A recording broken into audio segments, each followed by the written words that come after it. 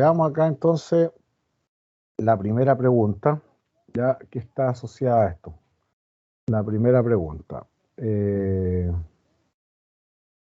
Vamos a ver acá de qué se trata. Número 1. Dice, en el ámbito de la matemática financiera, ¿qué representa el interés? Pongan atención acá. El interés, un porcentaje estimado, una cantidad de dinero, un periodo de tiempo, una relación unitaria. ¿Qué representa el interés? Letra A, B, C o D. A ver, veamos acá. Alejandro, ¿por qué alternativas te inclinas?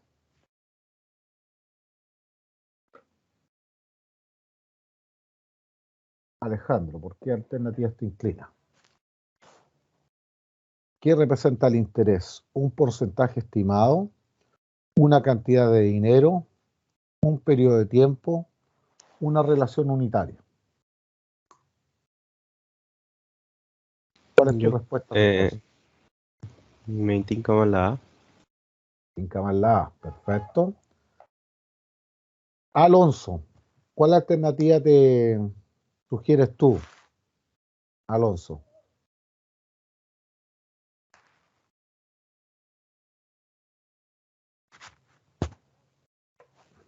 Alonso Guzmán. ¿Qué alternativa propones tú? ¿Me escuchas, Alonso? Ok, parece que no tenemos contacto con Alonso. Preguntémosle a Ángelo, ¿qué alternativa propones tú, Profesor. Ángelo? Un porcentaje La A, estimado. porcentaje estimado. Ya, bueno, revisar acá lo siguiente. Yo creo que la tendencia es lo que ustedes ven acá como porcentaje. Y ahí tal vez está efectivamente el truco para poder saber de qué representa.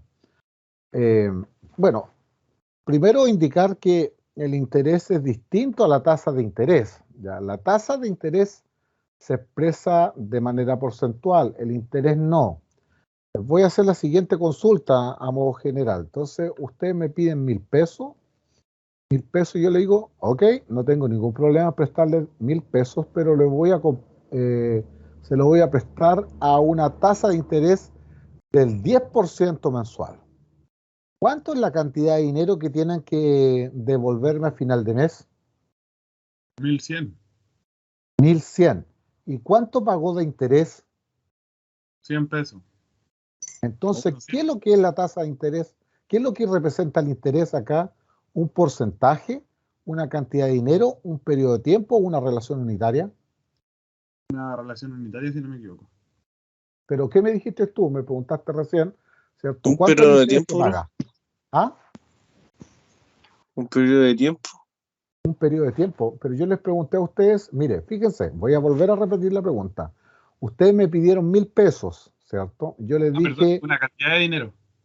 sí, yo les dije, claro, les dije, les presto los 1.000 pesos, pero le voy a cobrar una tasa del 10% mensual. Y ustedes me preguntaron, ¿cuánto es la cantidad de dinero que tienes que devolverme a final de mes? 1.100. ¿Y cuánto es el interés que están pagando? 100 pesos. Entonces, ¿qué representa el interés? Una cantidad de dinero. Una cantidad de dinero, ¿ok?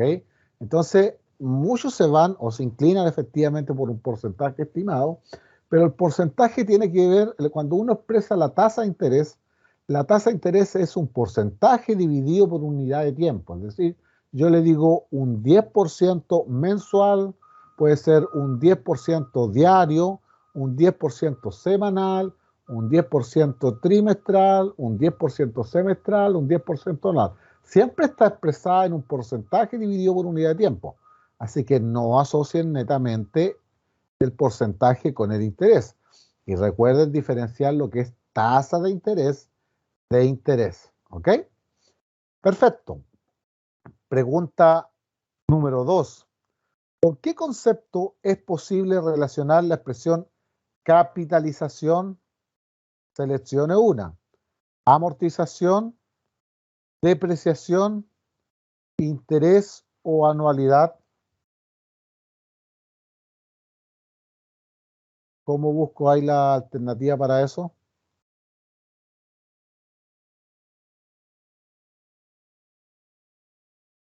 ¿Cuál sería la alternativa? Si no me equivoco, amortización, profe. Amortización. ¿Hay alguien que tenga alguna otra propuesta? Amortización, me dicen acá. Ya. Bueno, aquí varios de ustedes hicieron preparación y evaluación de proyectos conmigo, ¿ya? Vamos a recordar igual algún concepto que está asociado con esto.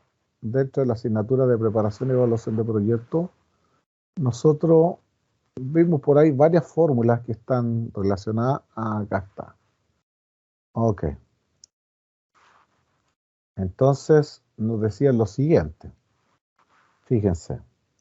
Aquí había una fórmula que servía para poder hacer una conversión de una tasa nominal a una tasa efectiva. Y teníamos aquí la fórmula I, que es lo que representa la tasa de interés efectiva. La J representa la tasa de interés nominal. Y el M representa el número de periodos de capitalización. ¿Qué representa la capitalización? Los ajustes que se le hace al dinero con respecto al tiempo. A ver, por ejemplo, si la tasa es de un 10% anual y el dinero se capitaliza trimestralmente, es decir, que se generan reajustes 4 veces en el año entonces. Entonces, para eso indica el tema de número de periodo de capitalización, cada cuánto tiempo se hace ajuste del dinero en el tiempo. A pesar de que la tasa sea anual, si la capitalización es trimestral, se hacen 4 ajustes en el año. Si la capitalización es semestral, se hacen 2 ajustes en el año. Si la capitalización es mensual, se hacen 12 ajustes en el año. Si es continua, se hacen 365, si es diaria, se hacen 365 ajustes al día. Entonces, ¿dónde está involucrado el concepto de capitalización acá? Veamos nuevamente esta alternativa. La proyectamos acá. Dice, ¿con qué concepto es posible relacionar la expresión capitalización con amortización, con depreciación, con interés o con anualidad? ¿Cuál sería la correcta de acuerdo a lo visto recientemente? Anualidad. ¿Anualidad? Eso es lo que vimos, la fórmula era de anualidad. Esta que está acá, esta No, fórmula era de anualidad. era de interés. De interés, ¿cierto? Entonces, cuando estén preguntando, no se olviden de ese detalle. ¿A qué se refiere la palabra capitalización para que no se les vuelva a olvidar? Son los reajustes que recibe el dinero a lo largo del tiempo. Eso es lo que representa la capitalización. Los ajustes que se le produce al dinero a lo largo del tiempo. Por lo tanto, eso está presente dentro de la alternativa que estamos viendo acá, ¿cierto? Es la que ustedes me indicaron. A, B o C, C o D. ¿Cuál sería la alternativa acá? La C. La C, perfecto. Ok. Se pide un crédito por un monto inicial de 1.000.000 de pesos, con una tasa de interés anual del 12%. Si el crédito se debe cancelar en 2 años, ¿cuál es el monto final a cancelar considerando interés simple? Bueno, el interés simple, tal vez ahí no se generan ajustes sobre los ajustes.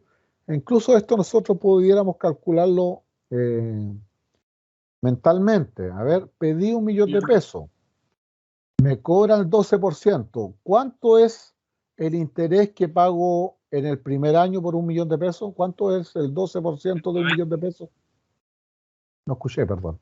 120, profe. 120. Y como son 2 años, ¿cuánto es el interés? 240. Los 40. Entonces, ¿cuánto es la cantidad de dinero que debo pagar a final de año? 1.240.000. 1.240.000. ¿Cuál alternativa es acá? Entonces, A, La B, C o D. letra A. Letra A. Perfecto. Ahora, hay que tener cuidado en esto de igual forma porque también uno lo puede relacionar acá con los ejercicios que uno va haciendo. Entonces, esto, en vez de poder hacer los cálculos de manera mental, podríamos hacer lo siguiente. Déjenme, acá tengo una base de datos, porque nosotros todos nuestros ejercicios los resolvíamos. Alguien me está escribiendo acá, voy a revisar. Francisco, no había visto que estaba escrito. Es que como estoy trabajando ahí con las dos pantallas en uno, no te había visto. Gracias, Francisco, por mencionar que era la cantidad de dinero. Ya, voy a revisar justamente este ejercicio para no hacerlo mentalmente, sino que tener la base para poder desarrollarlo. Entonces, aquí decía lo siguiente. Se pide un crédito, ¿cierto?, por una cantidad de dinero de 1 millón de pesos, ahí está, con una tasa de interés del 12% anual, en un periodo a cancelar en 2 años, ¿cierto? ¿Cuál es el monto de dinero a cancelar utilizando interés simple? Entonces, aquí tenemos nuestra ecuación, ¿cierto?, para poder desarrollar esto. Ahora, uno ve la fórmula acá para poder ir trabajando en este esquema. Acá está la fórmula, formulario. Entonces uno puede echar mano justamente a todo esto. Acá está la fórmula de interés simple. Voy a copiarla y la voy a llevar acá donde nosotros estamos trabajando. Esta es la fórmula que nosotros utilizamos y que andamos buscando. Recuerden que B sub A, valor actual, B sub F, valor futuro, y tasa de interés y T, periodo de tiempo. Entonces, como están pidiendo cuánto el monto final, significa el valor futuro, entonces despejo acá B sub F, que va a ser igual a B sub A, factor de 1 más I por T. Así que yo también lo puedo calcular acá, más el valor actual, 1 millón de pesos, ¿cierto? Por paréntesis, 1 más la tasa de interés, que es 12%, por T. Y ahí llegamos a eso, cerramos esa expresión, listo. Y calculamos. ¿Cuánto era? 1.240.000, que era lo que ustedes me habían indicado acá. Ok, entonces tenemos certeza que efectivamente tenemos la letra A para poder desarrollar esto. Continuamos las siguientes preguntas. Dice, se pide un crédito por un monto inicial de 2,5 millones con una tasa de interés del 10% mensual. Si el crédito se debe cancelar en 3 años, ¿cuál es el monto final a cancelar considerando interés compuesto? Entonces acá anotemos, porque aquí ya la fórmula cambia. Es distinta a la fórmula de interés simple que de la interés compuesto. Veamos acá los datos. Se pide un crédito por un monto inicial de 2,5 millones con una tasa de interés anual del 10%. Si el crédito debe cancelarse en 3 años, es el periodo de tiempo, ¿cuál es el monto final a poder cancelar si se utiliza una tasa de interés compuesto? Ok, entonces acá ya la fórmula es distinta, no es la misma que estábamos usando antes. Veamos nuestro formulario, nuestra caja de herramientas acá para poder trabajar. Y acá la que aparece la tasa de interés compuesto. ¿Cómo calculamos el valor futuro? Copiamos esta fórmula, la llevamos acá y la reemplazamos. Entonces aquí tengo la fórmula. Ya es distinto a la de interés simple, donde el interés se multiplicaba por el periodo de tiempo. No, acá se eleva, ¿cierto?, a la cantidad de periodo de tiempo, porque se recargan los intereses sobre los intereses. Es decir, ¿cómo calculo yo esto? Más la cantidad de dinero que yo pedí, 2,5 millones, por factor de, ¿qué cosa? 1 más la tasa de interés. ¿Cuánto es la tasa de interés? 10%. Cerramos paréntesis y lo elevamos esto. Lo elevamos a, ¿qué cosa? El número pedido, que sería en este caso 3 años. Perfecto. Y ahí calculo eso, 3.327.000. A lo mejor ustedes pudieran estar calculando igual como lo estaban haciendo anteriormente. Es decir, por ejemplo, en el primer año, ¿cuánto se cobra de interés? Veamos acá, ya 10 años, 10%, ¿cierto?, de 2,5 millones. Perfecto. Tenemos ahí 250.000 pesos de interés. Entonces, ¿cuánto debo al final del primer año? Más, ¿cierto?, los 2,5 millones, más los 250.000 pesos de interés. Y ahí tengo 2,750,000. ¿Cuánto pago de interés el año 2? Le saco el 10% a qué cosa, a este valor, 2.750.000. Esto es lo que pago de interés el año 2. Por lo tanto, lo sumo con lo que ya debía 2.750.000 y le sumo 275 y ahí me da 3.025.000. Eso es lo que debo yo al final del año 2. ¿Qué es lo que ocurre con cuánto el interés que yo pago en el año 3? Es el 10% nuevamente. ¿De qué cosa? De lo que debo al final del año 2, 3.025.000. Y ese valor, la cantidad de interés que pago en el año 3, le sumo lo que yo debía en el año 2. ¿Y cuánto da eso al final? 3.327.500, que es el mismo valor que nosotros tenemos acá. Ahora, la única diferencia es que lo fuimos haciendo uno a uno, pero para eso están las fórmulas, para poder simplificar el criterio de lo que se está planteando acá. Entonces, basado en esta pregunta, ¿cierto? ¿Cuál sería la respuesta acá para la pregunta 4? ¿La A, la B, la C o la D? ¿De acuerdo a lo que hemos visto? La D, La profe. D. La D, perfecto. Ok, gracias. ¿Alguna pregunta, muchachos? ¿Se recordaban de esto o ya están retirados de todo esto ya? ¿Les suena familiar o no? ¿O no mucho todavía? Sí, profe, algo lo recordamos. Algo queda. Pero en la primera parte que nosotros vimos, ¿cierto? Ustedes hicieron todo preparación y evaluación de proyecto conmigo, ¿cierto? Todo Al acá menos me yo parece. sí. Sí, profe. Ya. Yo no, ¿Sí? profe. Alonso, sí, perfecto, tú no lo hiciste. Nosotros ocupamos Excel acá para poder hacer todo esto, así que de ahí vamos a mostrar o recordar, si a lo mejor no utilizaste la misma metodología, debiéramos ir encaminados justamente a poder desarrollar los mismos ejercicios. Ok, continuamos acá. Le pregunta número 5 dice, si se tiene una deuda de 1,500,000 que se debe liquidar en 6 meses, con una tasa de interés mensual del 2%. ¿Cuál es el valor de la cuota mensual, considerando cuotas iguales que aparece acá? Veamos esto. Entonces acá, este es el ejercicio número 5, lo desplazamos al lado acá. Ya. Entonces dice, si se tiene una deuda de 1,500,000, ahí está, que se debe liquidar en 6 meses, ahí está el número de periodo, con una tasa de interés mensual del 2%, ahí está. ¿Cuál será el valor de la cuota mensual, cierto? Considerando cuotas iguales, es decir, estamos calculando una anualidad, un pago. Bien, resolvamos esto. Acá hay que sacar las cuotas iguales. Ya, las fórmulas se colocaban un poco complejas acá. Y aquí teníamos los diferentes modelos para poder calcular las anualidades. Entonces estoy calculando la anualidad, puede ser esta. Pero aquí tiene el valor futuro, puede ser esta, que trabaja el valor actual. Esta es. Ahora nosotros, ahí teníamos una batería de fórmulas para poder resolverla. Ahí está. Y teníamos dos alternativas para poder hacerla. Una que era que el procedimiento manual o utilizar las fórmulas que vienen incorporadas en Excel. Yo le decía acá, trabajemos mejor las fórmulas de Excel. ¿Cómo era esto acá?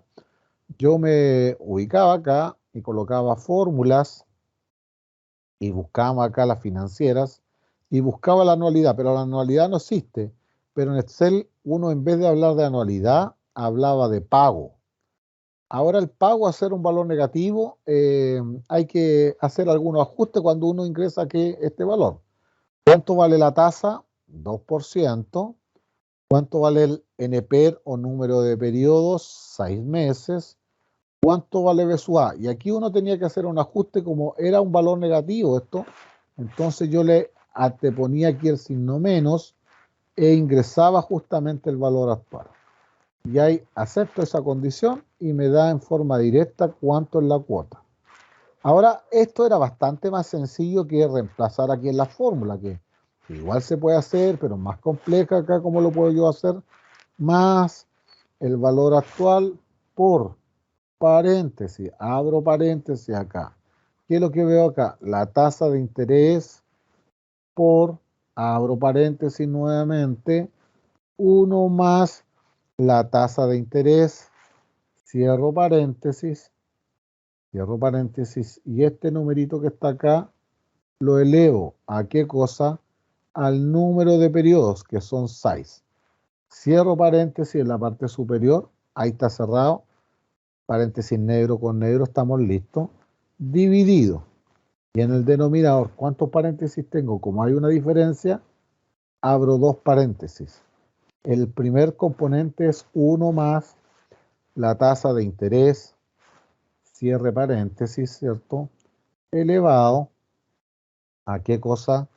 A n, que es el número de periodo, menos 1. Cierro paréntesis, y ahí veo que esté cerrado paréntesis negro con negro.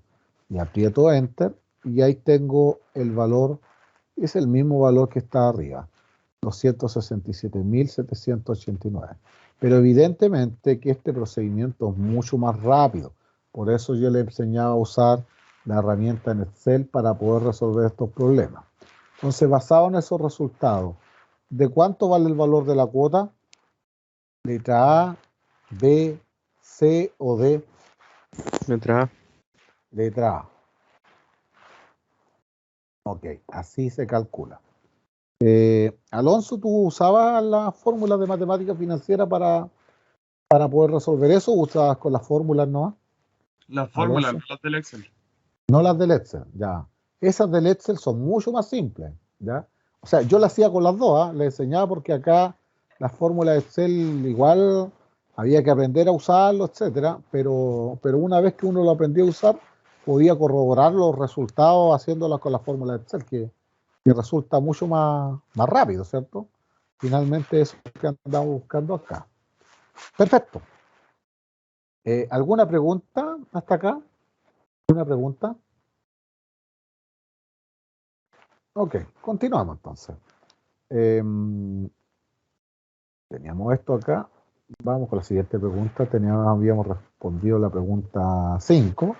Vamos con la pregunta 6. Dice, si se adquiere un equipo por un valor de 4,5 millones, cuya vida útil es de 3 años, y se asume un valor residual de 1.250.000, ¿cuál es la depreciación anual del equipo considerando el método lineal? Bueno, calculemos acá la depreciación. Esa fórmula es bastante simple para poder desarrollarla. Así que veamos acá. ¿Cuánto cuesta el equipo, el valor de adquisición? 4,5 millones. ¿Cuál es la vida útil? De 3 años. Se considera un valor residual de 1.250.000. Entonces nos pide calcular la cuota de depreciación. Bueno, si no me recuerdo la fórmula aquí, es bueno poder tener esto. Acá está la cuota de depreciación. Como yo calculaba acá, acá está. Valor de adquisición menos valor residual dividido por vida útil. Así que utilizo acá el espacio para poder agregar esta formulita acá. 1.083.000. A ver, veamos acá. Pues. Más, ¿cierto? El paréntesis, porque esto está en una recta. Valor de adquisición, 4,5 millones, menos el valor residual. Ahí está. Cerramos paréntesis. Y lo dividimos por qué cosa, por la vida útil. Y ahí tenemos eso. 1.083.000. ¿Es eso correcto acá? Ahí tenemos. ¿Qué letra? A, B, C o D. Letra B. Letra B, ¿cierto? Letra B.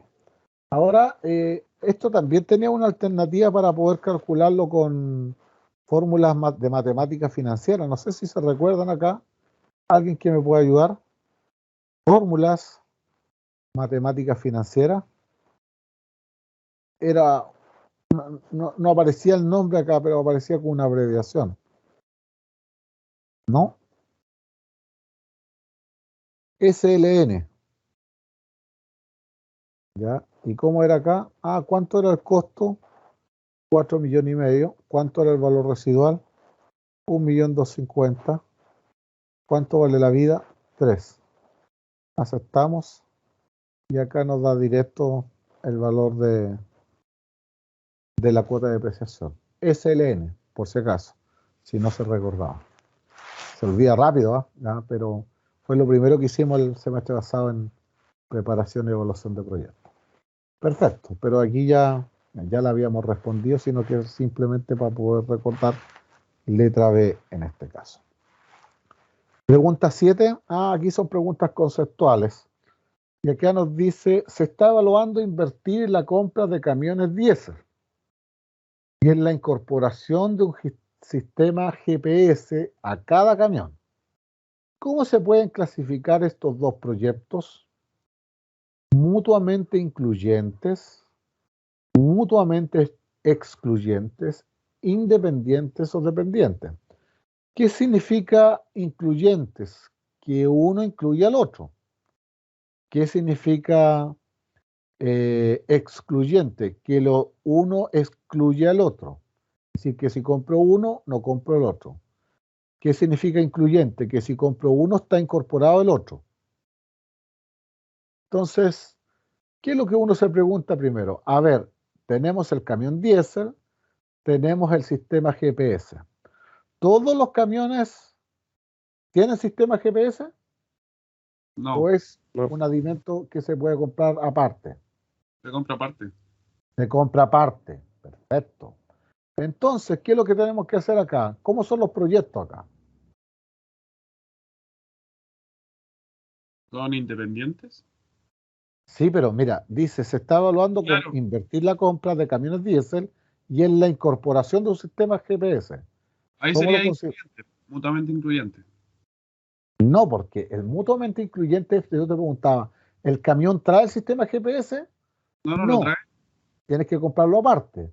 Por lo tanto, ¿cómo son estos proyectos? Dependientes. Independiente. Pero como dice que Dependientes. todo igualmente, de igual forma, Sí, pero son asumí que puede dependientes ser. porque si tú compras el camión, tienes que comprar el sistema GPS. Porque tú necesitas el GPS. Pero el GPS no lo tiene incorporado el camión. O sea, si lo Entiendo. tuviera incorporado, sería mutuamente incluyente. Si no lo tiene incorporado y como es necesario, son dependientes. Tú compras el camión y compras el sistema GPS. Ya, por ejemplo, cuando yo compro un camión, ¿ya?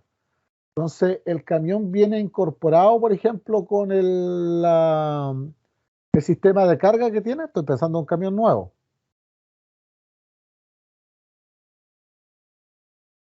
No, viene No, solamente el camión viene solo, o sea, lo que se llama habitualmente viene el choco solo. claro. Y uno lo adapta de acuerdo a la carga que quiera transportar. Porque no da lo mismo si quieres transportar chip, si quieres transportar arena, si quieres transportar ripio, ¿ya? Si quieres transportar combustible. Tú vas a personalizar justamente cómo va a ser el sistema para poder transportar carga. Pero el camión viene solo. ¿Ya? Ahora, no tiene ningún sentido tener un camión solo, ¿cierto? Porque tú compraste el camión para poder transportar carga. Y por lo tanto lo que te interesa, y aquí van de la mano, justamente el camión con la carrocería para poder transportar carga. Y eso es dependiente igual. Ahora, ¿qué sería mutuamente incluyente? El camión con la rueda de repuesto. ¿La rueda de repuesto la incluye el camión? Sí. Entonces esos proyectos son mutuamente incluyentes. ¿Ya? A eso se refiere cuando lo incluye una cosa con respecto a otra. ¿Notaron cuál es la diferencia, cierto? ¿Sí? ¿O tienen alguna duda? ¿Alguna duda con respecto a lo planteado?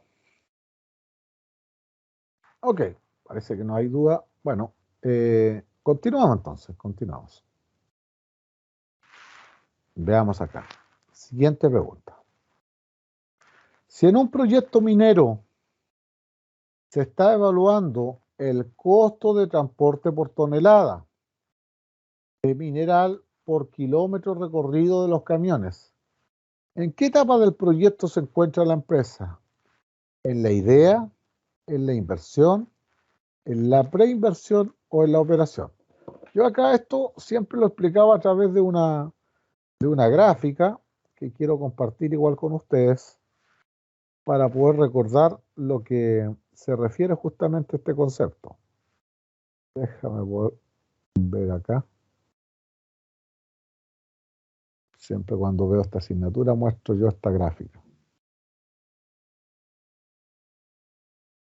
Acá está, esta es. Ok. Etapa de un proyecto. Ok. Ya. Entonces, ¿en qué etapa nos encontramos? Se está evaluando justamente el costo por el transporte por tonelada, ¿cierto? Y por kilómetro recorrido. ¿En qué fase se encuentra el proyecto? Me decía, en idea, en preinversión, en inversión o en operación. ¿En qué fase nos encontramos? Preinversión. Preinversión. Acá estamos. ¿Por qué no estamos en la idea? No, porque en la idea que yo tengo inicialmente, oye, quiero comprar un camión para poder transportar carga. ¿Y sé cuánto vale el flete? No, no lo sé. Eso lo voy a averiguar cuando. Lo voy a averiguar cuando haga un estudio. Puedo hacer un estudio de perfil, que es lo que nosotros recién partimos a hacer. Podemos hacer un estudio de prefactibilidad, lo que nosotros hicimos el semestre pasado.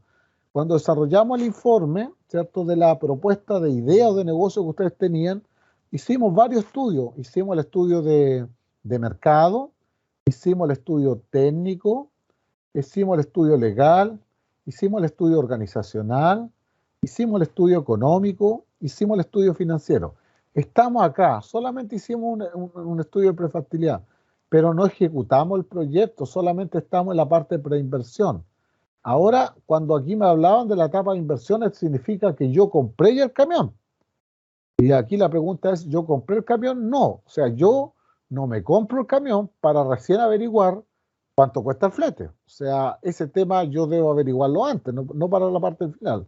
Y no cuando estoy operando, o sea, ya el sistema está operando y ahí recién no voy a averiguar cuánto cuesta el flete, sino que son preguntas que se hacen antes de poder hacer la inversión o entrar en operación. Por lo tanto, ¿cierto? Por lo tanto, acá, ¿cuál es la respuesta para esto? Si en un proyecto minero se está evaluando el costo de transporte por tonelada de mineral por kilómetro recorrido de los camiones, ¿en qué etapa del proyecto se encuentra la empresa? Idea, inversión, preinversión o operación. ¿Cuál es la alternativa? A, B, C o D. A, B, C o D. Sí. C, perfecto. Ok. Veamos acá la pregunta 9 para poder aclarar esto acá. Dice, de acuerdo con los principales aspectos económicos que explican el comportamiento de los mercados, ¿cuál de las siguientes situaciones provocará un aumento en la demanda del producto? ¿Qué significa un aumento de la demanda? Que se venda más. Ya, de repente tiene que haber alguna opción en el mercado para que se venda. Por ejemplo, ¿cuándo se habían vendido tantas mascarillas? Nunca se habían vendido tantas mascarillas, sino que en la época de pandemia se dio un boom. Y en alguna época, no sé si ustedes se recuerdan, estuvieron escasas el tema de las mascarillas y costaban una cantidad de dinero enorme. Era casi imposible poder encontrar una mascarilla. Perfecto. Eso significa aumento de venta de esto. Entonces, ¿a qué puede deberse esto? Un aumento de venta de un producto sustituto. ¿Qué es un producto sustituto? Algo que me pueda suplir esto. A ver, por ejemplo, dos productos sustitutos. La Coca-Cola y la Pepsi. Si bien es cierto, no son productos iguales, pero son productos que se pueden sustituir, porque yo voy a un restaurante y pido una Coca-Cola, sabe que no hay Coca-Cola, pero tenemos Pepsi. Entonces, bueno, esa es la alternativa que yo tengo, ¿ya? Entonces voy al supermercado y compro leche entera y tengo una marca Soprole y la otra equivalente es Surlat. Bueno, no son iguales, exactamente iguales, pero son productos sustitutos. Disminución del número de consumidores, disminución del ingreso de los consumidores, aumento del precio de un producto complementario. A ver, ¿qué es un producto complementario? Por ejemplo, el pan y el jamón. O sea, ¿qué sentido tiene para poder utilizar uno y otro? Entonces, uno cuando se sirve un pan con jamón. Entonces, ambos productos son productos complementarios. Si yo voy a comprar una bebida y compro una botella de pisco, o sea, son dos productos complementarios, se unen para poder ir trabajando. Entonces, veamos cuáles son las razones, que esto requiere un poquito más de análisis. De acuerdo con los principales aspectos económicos que implica el comportamiento de los mercados, ¿cuál de las siguientes situaciones provocará un aumento de la demanda de un producto? Entonces, pensemos acá productos complementarios, pan y el queso. Entonces, si aumenta el precio del queso, ¿aumenta el consumo del pan o no? No. No, o sea, descartamos al tiro ahí la letra D. Letra C, si disminuye el ingreso de los consumidores, ¿aumenta la venta de un producto? Por ejemplo, si estoy tomando Coca-Cola, ¿cierto? Y disminuye mi ingreso, ¿va a aumentar la venta de la Coca-Cola? No, posiblemente No, disminuya. lo más probable es que disminuya porque efectivamente disminuyeron los ingresos. Si disminuye el número de consumidores, es decir, tenemos menos personas consumiendo, ¿aumenta el precio de la Coca-Cola? Tampoco. Tampoco. Y la letra A, ¿aumenta de precio de un sustituto, de un producto sustituto? A ver, pensemos que en el supermercado la botella de 3 litros de Coca-Cola vale 2.000 pesos. Y que el aumento, que la Pepsi de 3 litros, que es el producto sustituto, subió a 3.000 pesos. ¿Cuál se va a vender más? ¿Coca-Cola o Pepsi? Coca-Cola. Coca-Cola, ¿por qué? Porque hay personas que vayan a comprar Pepsi y la ven más cara y dice esta vale 3.000 y la otra vale 2.000, ¿cuál compro? La de 2.000. ¿Ya? Por lo tanto, se aumentó el precio del producto sustituto. ¿Qué pasa con el otro producto? Se aumentó el precio del sustituto. ¿Qué pasa con el otro producto? Aumenta Aumentó la su demanda. venta, aumentó su demanda. Por lo tanto, la respuesta correcta acá sería la letra A, B, C o D. La A. A, perfecto. Ok. Continuemos acá. Más preguntas. Dice, de acuerdo con los principales aspectos económicos que explican el comportamiento de los mercados, ¿cuál de las siguientes situaciones provocará una disminución de la oferta de un producto? A ver, coloquemos acá un caso concreto. ¿Qué pasa con el precio de los automóviles nuevos? ¿Qué han escuchado ustedes?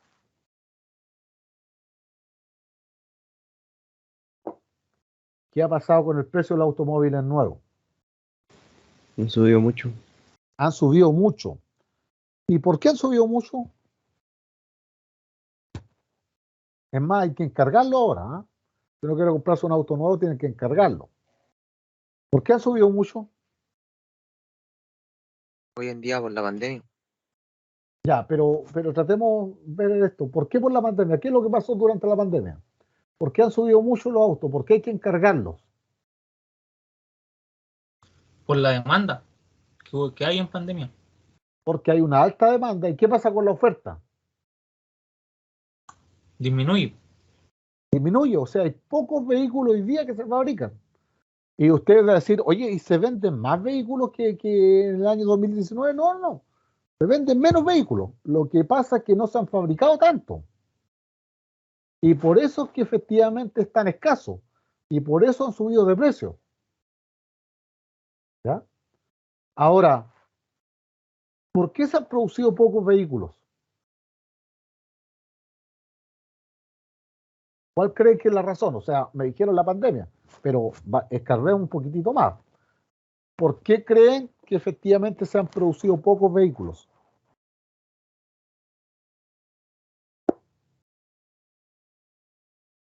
¿Cuál será la razón? Quizás porque se han elevado los costos de la producción de los mismos. Ya, a ver, voy a tratar de examinar aquí algunas preguntas. Dice, respuesta, disminución de los costos de producción. ¿Se han reducido los costos de producción hoy día? o creen que son más caros hoy día en pandemia? Más caro. Son más caros, no es esto. ¿Ha aumentado el nivel de tecnología y por eso se produce menos? Tampoco. Tampoco. ¿Ha aumentado el precio de algún sustituto y por eso se producen pocos?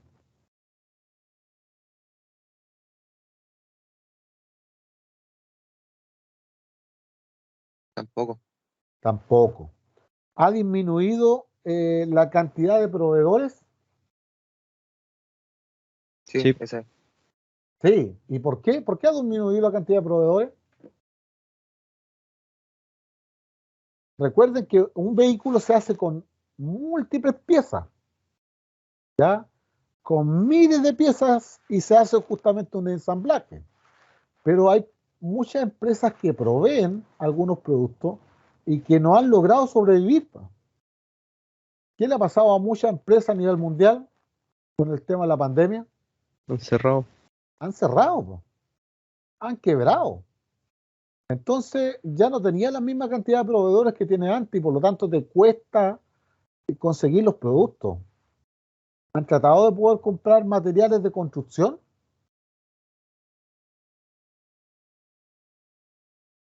¿Qué pasa con los materiales de construcción? Hoy día escasean, como toda la gente efectivamente trata de poder hacer arreglos estando en su casa, efectivamente los materiales de construcción han escaseado y están caros.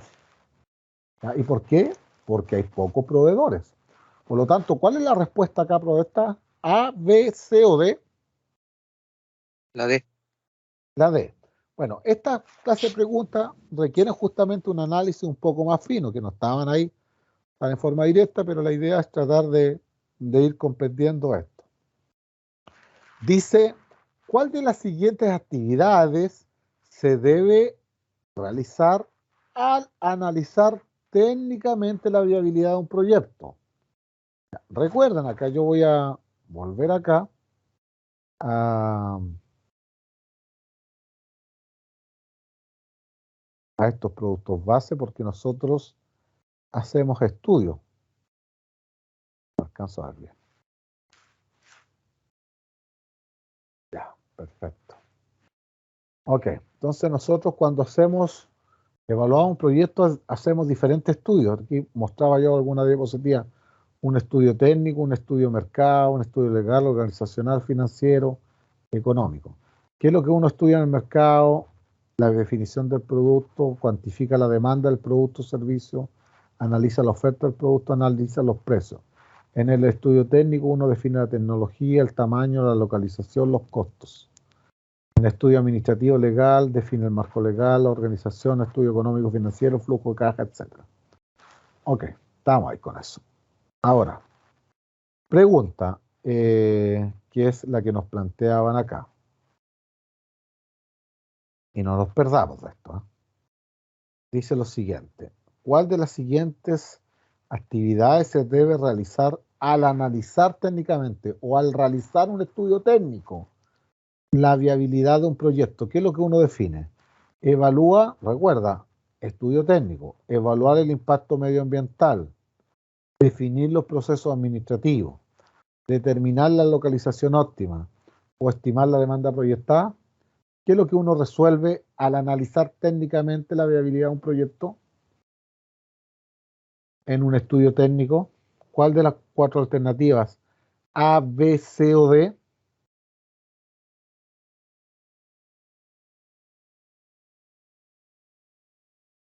A, B, C o D.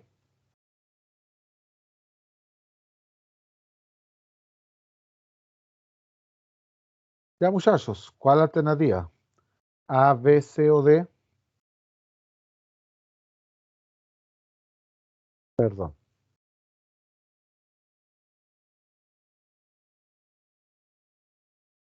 ¿Cuál sería la alternativa acá? A, B, C o D.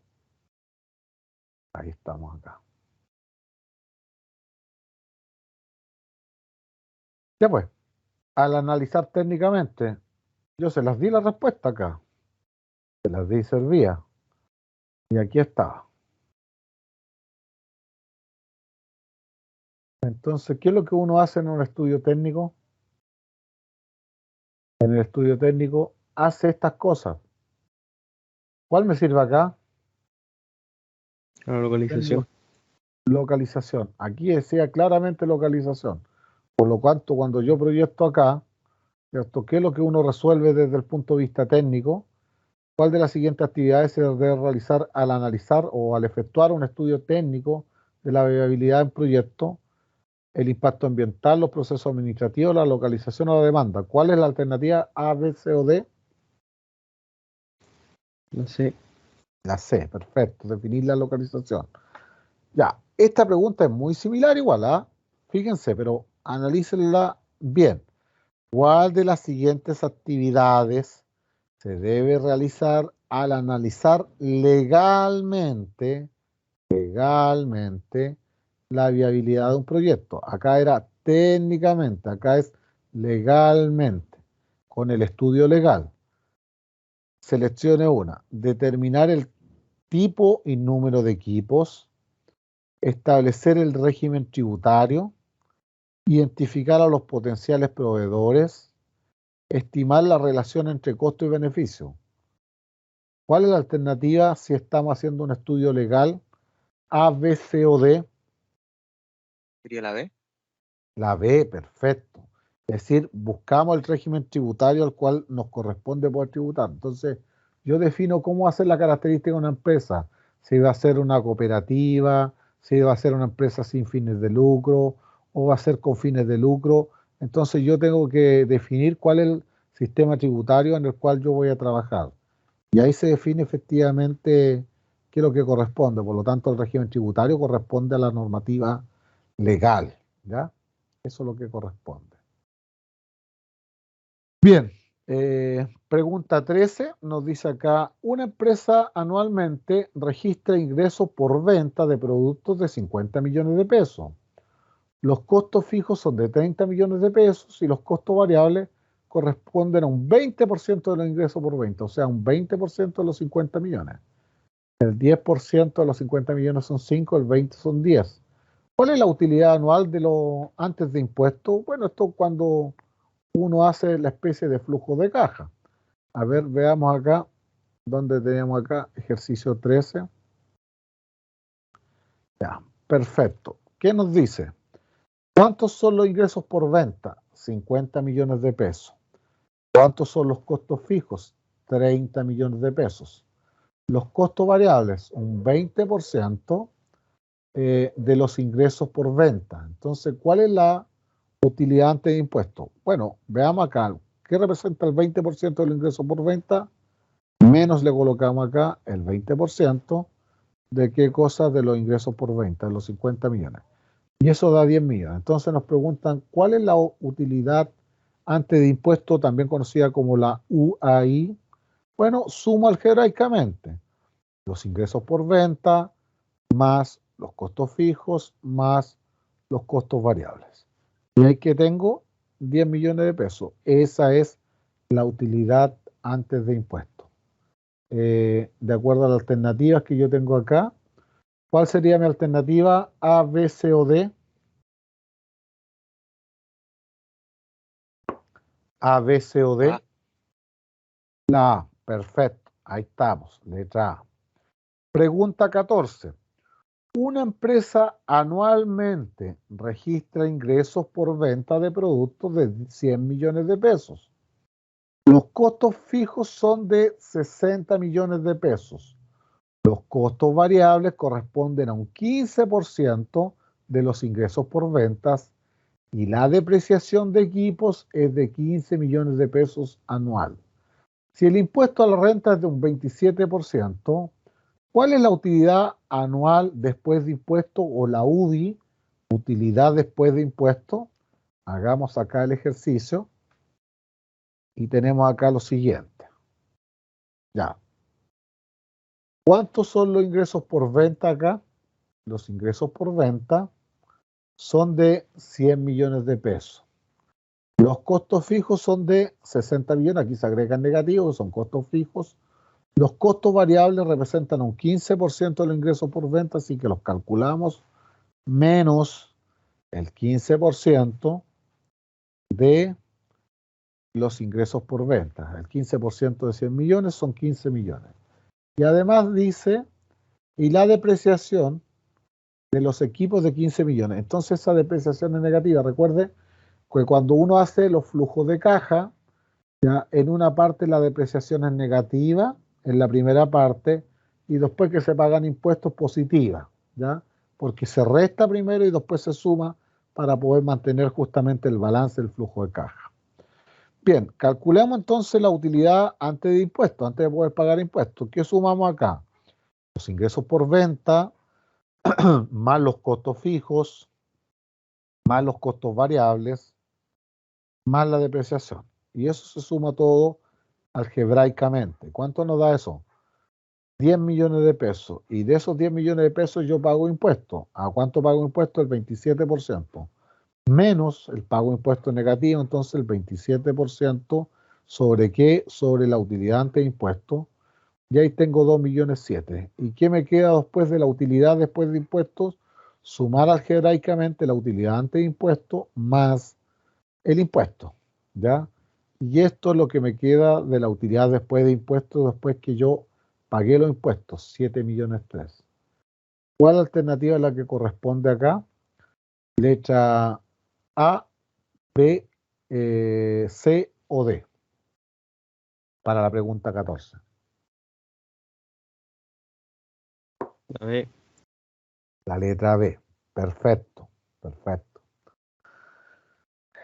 Pregunta 15. Esta es una pregunta conceptual. En la evaluación de la rentabilidad de un proyecto, ¿qué significa el PRI? Que el PRI sea 3,5. ¿Qué significa PRI? Periodo de recuperación de la inversión. Es decir, ¿cuánto tiempo yo me demoré en poder recuperar mi dinero? Supongan lo siguiente. Yo en un proyecto invertí 10 millones de pesos, pero mes a mes este proyecto me va dejando una utilidad de 2 millones de pesos. ¿Cuánto tiempo me demoré en recuperar el dinero? En el primer mes obtuve 2 millones. En el segundo mes, 2 millones adicionales, más los dos anteriores, 4. En el tercer mes, 2 adicionales, más el anterior, 4, son 6. En el mes 4, tuve utilidad 2 millones, más lo anterior, son 8. En el mes 5, obtuve utilidad 2 millones, más la 8 anterior, 10 millones. ¿Cuánto invertí? 10 millones. Es decir, ¿cuánto me demoré en poder recuperar la inversión en ese proyecto? 5 meses. Entonces, cuando uno habla, ¿qué es lo que significa eso? El PRI, el periodo de recuperación de la inversión. Entonces acá dice, ¿qué significa que el PRI sea 3,5? Letra A, el margen de ganancias de 3,5 millones de pesos. Sí, correcto. Las ganancias de un 3,5% por sobre la inversión inicial. Incorrecto. La inversión a valor presente se recupera en 3,5 periodos. Eso sí que es correcto. Es decir, me demoré 3,5 periodos para poder recuperar mi inversión. Por cada un millón, por cada un peso que se invierte se gana 3,5. No, eso es incorrecto. O sea, el PRI, lo único que nos tal como indica, periodo de recuperación de la inversión, cuánto tiempo me demoré en poder recuperar mi inversión. En este caso, ¿cuál es la letra correcta entonces? ¿Cuál es la letra correcta? La C. La C. Perfecto. Ok. Pregunta 16. Acá hagamos este planteamiento. Dice, la evaluación de la rentabilidad de un proyecto. ¿Qué significa que la VAN sea 1.000 pesos? ¿Ya? ¿Qué es lo que es la VAN? Valor actual neto. ¿Qué es lo que mide el valor actual neto? Mide la riqueza. ¿Cuánto más rico soy si yo invierto en este proyecto? Entonces, ¿qué significa que el avance sea de 1.000? Que la inversión inicial puede disminuir en 1.000 pesos para producir ganancias. Incorrecto, incorrecto. La inversión inicial puede aumentar en 1.000 pesos para producir ganancias. Incorrecto. La inversión producirá una pérdida de 1.000 pesos por debajo de la rentabilidad del proyecto. Incorrecto. La inversión producirá una ganancia de 1.000 pesos por encima de la rentabilidad del proyecto. Eso sí, ya si yo invierto en un proyecto,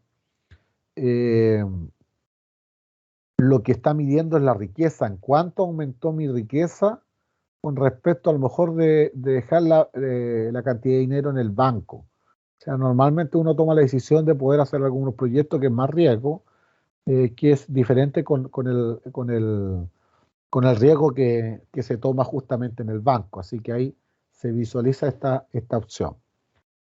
Perfecto. Ahí tenemos lo que se plantea acá. Siguiente. Dice, de acuerdo con el siguiente flujo de caja, si la tasa de descuento es de un 10%, ¿cuál es el BAN del proyecto? Bueno, acá hay que llevarlo a Excel para poder hacer este cálculo más rápido. Veamos acá esto. ¿Qué ejercicio es este? Acá, por acá está. Ejercicio 17. Tenemos lo siguiente en el periodo 0. ¿Cuánto vale la inversión? 1 millón de pesos. La tasa de descuento, ¿cuánto era acá? Del 10%. En el año 1, ¿cuánto es el retorno?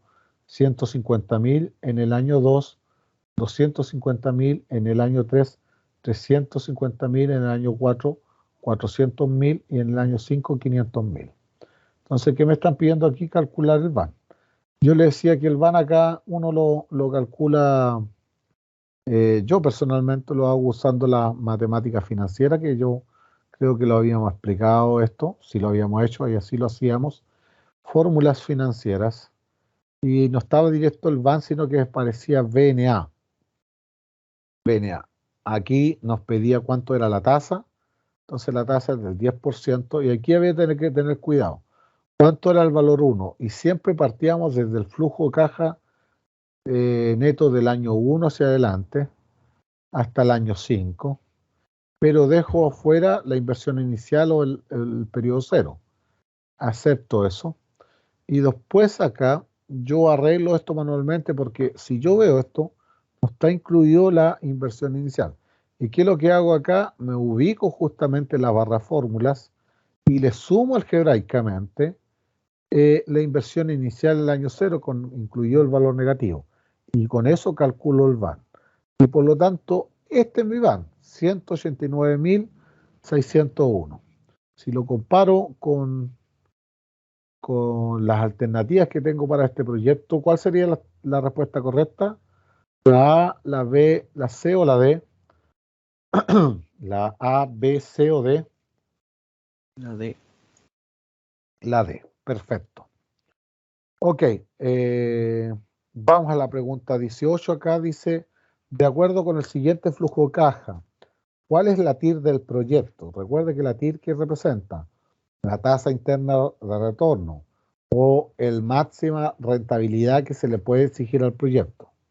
Entonces tenemos una inversión inicial de 1,5 millones y veamos acá para el tema del flujo de caja. Entonces ejercicio 18, en el año 0, 1,5 millones, en el año 1, 250, en el año 2, 350, en el año 3, 450, en el año 4, 500 y en el año 6, 600.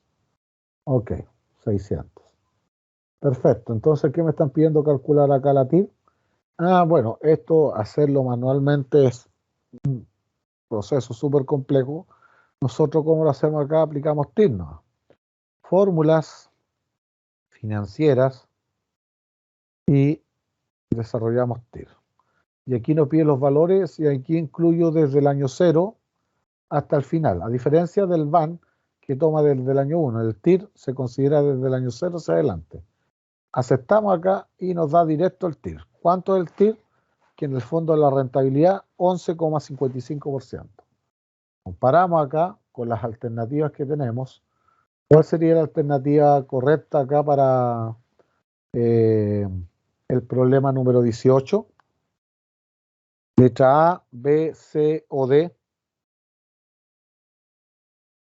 A, B, C o D. Letra A. Letra A. Ok, correcto. Gracias. Bueno, ahí tenemos las alternativas para poder desarrollar esto. Vamos acá con el problema número 19. Son preguntas acá? Son preguntas, perfecto. ¿Cuál de los siguientes beneficios asociados con proyectos de inversión no constituyen movimientos de caja? Es decir, no me altera los movimientos de caja la venta de productos. No, eso sí, obviamente me va alterando continuamente el tema de caja. El ahorro de costo de fabricación también lo altera. ¿Por qué lo altera? Porque me permite poder disminuir mi flujo de caja. La venta de residuos también, porque efectivamente yo tengo algún ingreso adicional y me hace mover la caja. ¿Qué es lo que no me hace mover de la caja? El valor que yo pueda estimar como valor de desecho, porque eso se estima en esa condición y no genera movimientos dentro del flujo de caja. Es más, el valor de desecho es un valor que se considera como el valor de venta de los activos y eso recién se toma en consideración cuando está por finalizar el proyecto. Por lo tanto, acá la C efectivamente es la que no me genera justamente movimiento de caja. Ok, pregunta 20, acá me dice, ¿en cuál de las siguientes inversiones el valor de desechos es igual a la inversión inicial? Es decir, que el valor de desechos sea igual a la inversión inicial, nos está diciendo que el activo que yo compré no se deprecia. Entonces acá, de toda esta alternativa de activos, ¿cuál es el único alternativo que no se deprecia? A, B, C o D. La B, profe. La B. La B. La B. Los terrenos, ¿cierto? ¿Por qué? Porque efectivamente no se desgastan. Recuerden que la depreciación, ¿qué es lo que mide justamente el deterioro, desgaste que se produce justamente en los activos, producto del deterioro u obsolescencia? En este caso, los terrenos no se deterioran ni se colocan obsoletos. Y por lo tanto acá, eso es lo que asume cuando dice que el valor de desecho igual al valor a la inversión inicial, es porque no se está depreciando. Entonces aquí sería la B. Pregunta 21 dice, si en un proyecto requiere una inversión inicial de 2,5 millones y reditúa o genera una ganancia en un año de 3 millones de pesos en moneda de igual valor, ¿cuál es la rentabilidad anual del proyecto? Ya, veamos acá. ¿Qué nos dice? Bueno, tenemos acá un proyecto que requiere una inversión inicial de 2,5 millones de pesos y que reditúa o te genera una ganancia de 3 millones de pesos en la moneda de igual valor. ¿Cuál es la rentabilidad del proyecto? Bueno, calculemos acá cómo yo calculo la rentabilidad. Rentabilidad siempre se asocia a un porcentaje. ¿Cuánto gano? Bueno, si invertí 2,5 millones y tuve ganancia de 3 millones, entonces el margen que me queda acá son los 3 millones menos los 2,5 millones. Entonces mi margen de utilidad es de 500,000 pesos. Ahora, ¿cómo saco la rentabilidad? ¿Cuánto es lo que yo gané con respecto a lo que yo invertí? ¿Cuánto gané finalmente? 500,000 pesos con respecto a lo que yo invertí. Cuando invertí 2,5 millones. Por lo tanto, mi rentabilidad del 20%. Invertí 2,5 millones, ¿cierto? Gané 3 millones, pero versus 2 millones que yo había invertido, solamente tuve utilidad de un margen de 500,000 pesos con respecto a los 2,5 millones. Es decir, tuve una rentabilidad del 20%. ¿Cuál es la alternativa que se acomoda acá para la 21? A, B, C o D. A, B, C o D. La B. La B. Perfecto. Y veamos acá la 22 para poder cerrar justamente este tema. Dice, un proyecto requiere una inversión inicial de 2,5 millones y reditúa en un año 3 millones. Igual que el anterior, en moneda igual que el oro. Sin embargo, un inversionista que no dispone del total de la inversión, es decir, que no tiene los 2,5 millones de pesos, pide un crédito de 2 millones. ¿Qué significa que pide un crédito de 2 millones? Significa que yo tengo 500 y que me faltaban 2 millones para esto, por eso pedí un crédito con una tasa de interés del 8% anual. Si el inversionista aporta los otros 500,000 pesos, obviamente, porque pidió 2 millones, se suponía que tenía los 500,000 pesos de su propio capital. ¿Cuál es la rentabilidad anual del inversionista? Ok, veamos acá. Este es el problema bien interesante para poder sacar el tema de la rentabilidad. ¿Qué es lo que más conviene? Bueno, ¿cuánto es lo que requiere el proyecto de inversión inicial? 2,5 millones. ¿Cuánto es lo que genera utilidad? 3 millones de pesos. Ahora, para financiar estos 2,5 millones de pesos, yo no los tengo los 2,5 millones, sino que solamente tengo 500.000. Y los otros 2 millones de pesos lo pido un préstamo. Pero ese préstamo no es gratuito, sino que me cobra una tasa de interés del 8% anual en un periodo de un año. Entonces, ¿cuál es la rentabilidad de esto? Bueno, calculemos el margen primero. O sea, yo conozco el margen, reditúa 3 millones, ¿cierto? Versus cuánto tuve que invertir, 2,5 millones. Perfecto. Tengo un margen de 500.000 pesos. Pero como no tenía los 2,5 millones, solamente tenía 500, pedí 2 millones de pesos, tuve que pagar un interés por pedir esos 2 millones de pesos. Calculemos el interés acá, el 8% de los 2 millones por el 8%, y como es un año nomás, ¿cierto? Por 1, que es el periodo, ahí tengo lo que pago interés. Es decir, por haber pedido los 2 millones de pesos, tengo que pagar 160.000 pesos. Por lo tanto, ya de utilidad no me quedan 500.000 pesos porque tengo que pagar 160 de interés. Tengo los 500.000 pesos menos los 160. Por lo tanto, como margen, me queda solamente 340.000 pesos. ¿Cuál es la rentabilidad? Bueno, son esos 340.000 pesos, pero ¿con respecto a qué? Con respecto a los 2,5 millones que invertí, no, porque yo no invertí 2,5 millones. Yo solamente invertí 500 y los otros 2 millones se los pedí al banco. Por lo tanto, esta rentabilidad de esos 340.000 pesos que yo obtuve de utilidad es solamente con respecto al capital propio que yo obtuve. ¿Y eso de cuánto es? Del 68%. Entonces aquí parece como un poco raro esto. En el fondo aquí invertí más dinero, tuve un margen más alto y tuve una rentabilidad más pequeña. En cambio aquí invertí menos dinero, tuve menos margen, pero la rentabilidad fue más alta, el 68%.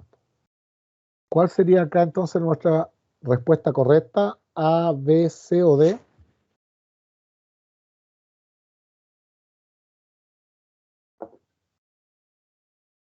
A, B, C o D. La C, profesor. La C, perfecto. Ya muchachos, y esta era la evaluación. Bueno, finalmente yo